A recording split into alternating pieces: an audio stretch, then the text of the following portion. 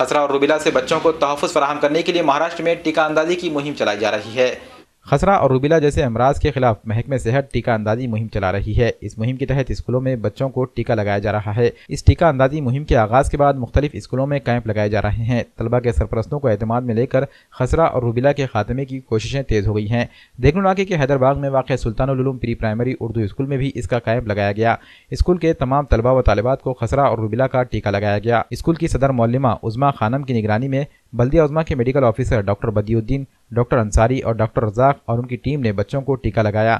Doctor Badie الدین نے بچوں اور ان کے سرپرستوں کو اس ٹیکہ اندازی کی اہمیت اور اس کے فائدوں سے واقف کروایا۔